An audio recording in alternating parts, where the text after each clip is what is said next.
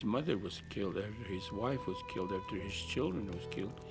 And so that created an attitude towards the non-Indians. It just changed him completely and totally. Maybe it wasn't a wise thing to deal with things like that, but he wanted revenge. Your wife's dead, your kids are dead, your mother's dead. That's your life. Taken away from you in an instant. They didn't want to make you go kill everybody.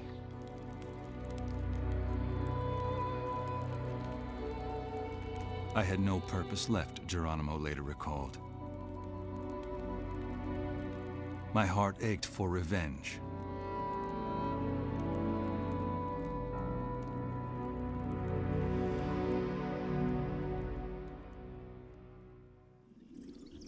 Power is everywhere. It lives in everything. It might be known through a word or come in the shape of an animal. We all have power, but some tap into different rooms. Power speaks to those who listen.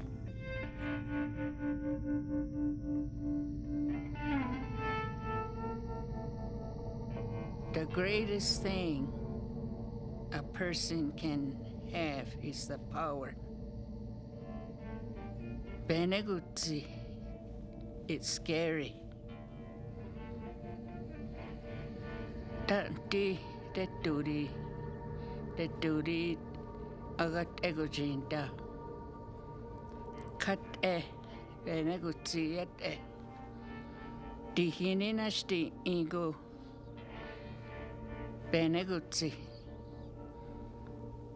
Archidi hajit ego nashti. Not long after the vicious murder of his family, a despondent Geronimo ventured deep into Chiricahua country. Alone, he buried his head in his hands and began to cry. Suddenly, he was startled by a voice. "No gun will ever kill you," it said. "I will take the bullets from the guns of the Mexicans, and I will guide your arrows."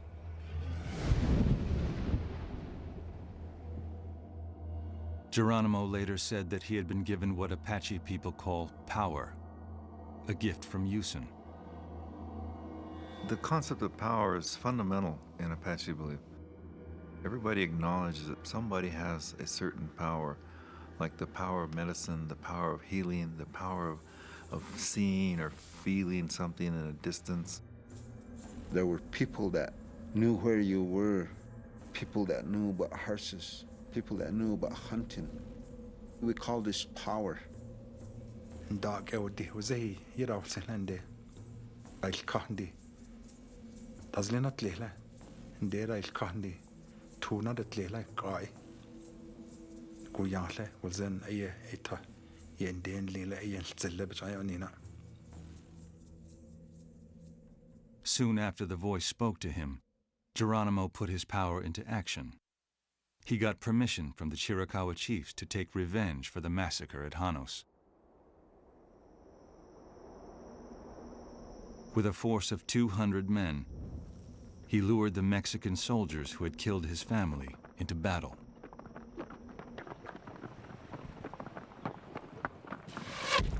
Leading the charge through a hail of bullets, Geronimo whirled and dodged, killing with his knife when his arrows ran out. So he's dashing back and forth, running this zigzag pattern, and obviously scaring the daylights out of the Mexicans. They have never run into an antagonist quite like this guy. I don't care what you put up against him. He'll come after you. That's the kind of fighter he was. He was a true-blooded Chiricahua fighter. And he said he wasn't scared of bullets. That I heard from my grandpa. Geronimo and his men decimated the enemy. From that day forward, Mexicans would shudder at his name, while the Chiricahuas would accord him great respect.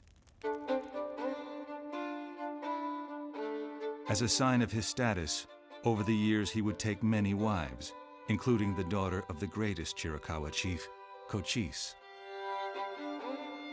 Yet Geronimo would never be a chief himself. For the Apaches, he was too impulsive, too fretful, too vengeful.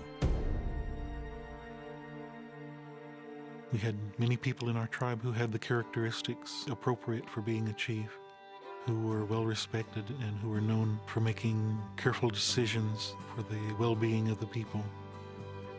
And Geronimo was not among those. For the 10 years after his celebrated victory, Geronimo fought one bloody battle after another with Mexicans. In all that time, he was completely unknown to Americans.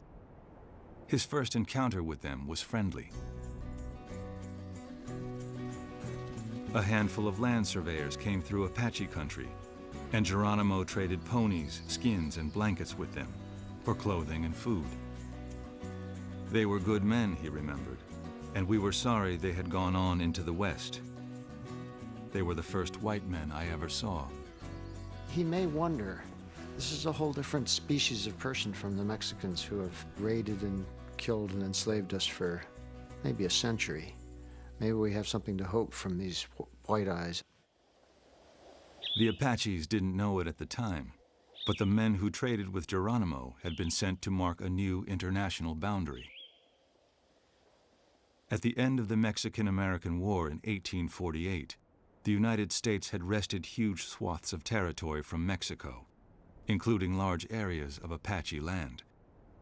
The surveyors were followed in the 1850s by thousands of other Americans, as fortune hunters streamed through Chiricahua country on the way to California gold. The Apaches debated how to respond to the newcomers. They looked to the one leader who could speak for all of the Chiricahua bands, Geronimo's father-in-law, Cochise. Cochise was probably the greatest warrior and chief that the Chiricahuas had ever had. I think even to this very day that name is spoken with great reverence. Cochise is one of those people who earns a reputation, not only as a warrior, but as a statesman, if you like, as a diplomat. The Americans, Cochise believed, were an irritant, not a threat. He negotiated a deal allowing travelers, goods, and mail to pass through his people's land. But when Spanish gold mines were rediscovered in the Southwest, American prospectors came to stay. The miners that descend on Arizona are mostly a lawless bunch of people. Mining camps are full of young men who are almost completely beyond any social bounds. They are one of the worst places in the American West. They are absolutely full of racism. Miners are disastrous for most Native American people. Some miners were barbarous, poisoning the Apaches' food with strychnine, cutting fetuses out of the bellies of pregnant women, selling Apache girls into slavery. When Americans decapitated a venerated Apache chief and sent his boiled skull back east as a gruesome trophy, they pushed Cochise too far. He believed in punishing someone that was wrong and in punishing people that were responsible for, his people dying or getting hurt.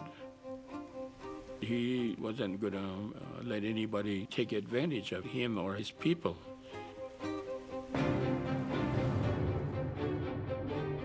Cochise urged Geronimo and the Chiricahuas to take revenge. All of the Indians agreed not to be friendly with the white man anymore, Geronimo later said. Sometimes we attacked the white men, sometimes they attacked us. The Chiricahuas ambushed stagecoaches and wagon trains, mutilating their victims, smashing heads with rocks, stabbing corpses with their spears, dangling bodies over fires. What happened back then happened because they were humans. It was done to them.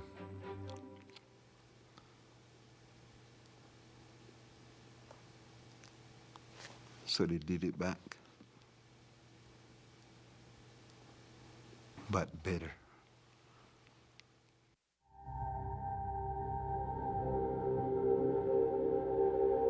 In his 40s now, Geronimo's face showed the ravages of war. The scars from bullets across his cheek. One journalist spoke of how one of those injuries had caused him to seem to have a perpetual sneer, a sneer of hatred, a sneer of contempt. The man had a very impressive face. Extremely handsome in his way. In Apache, one would say hashke. There is a measure of meanness and anger in the face.